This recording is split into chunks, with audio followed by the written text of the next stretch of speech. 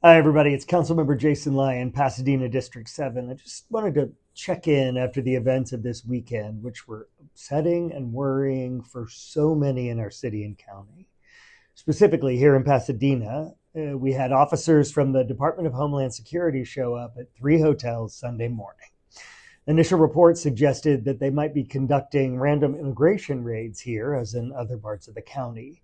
They rolled up in a convoy of marked DHS police vehicles and entered the hotels in full gear, which I'm told was terrifying for the people inside the hotels, citizens and non citizens alike.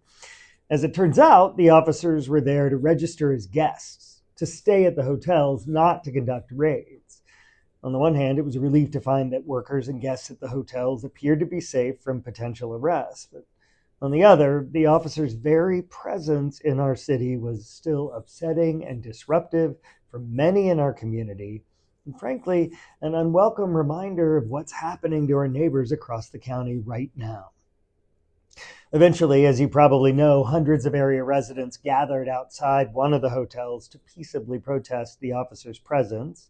Thank you for keeping it peaceful. And to protest more generally the federal government's heavy handed show of force and aggression across our county. Eventually, the pressure worked, and the officers agreed to leave the city. I've had a couple of people reach out to me directly, and I've seen similar comments in the media asking why the city didn't raid the hotel and kick the officers out.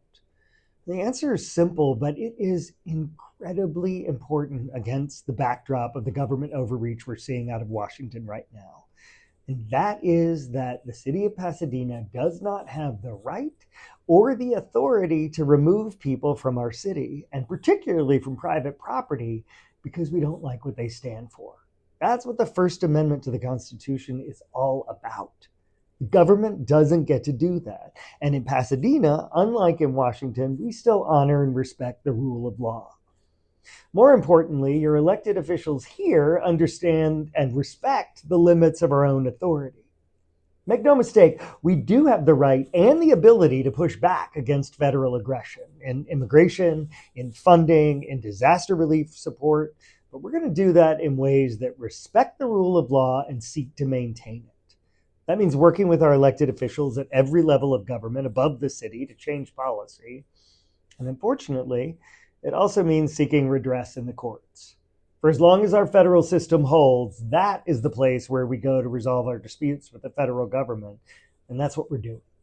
In the meantime, as always, please know that our policy in Pasadena continues to be that the city does not and will not assist federal immigration enforcement actions in any way. Victims and witnesses of crimes have to feel free to come forward, regardless of immigration status, and we will fight to protect that policy. In the meantime, stay safe out there. Know your rights. If you have questions, email me at jlyon@cityofpasadena.net.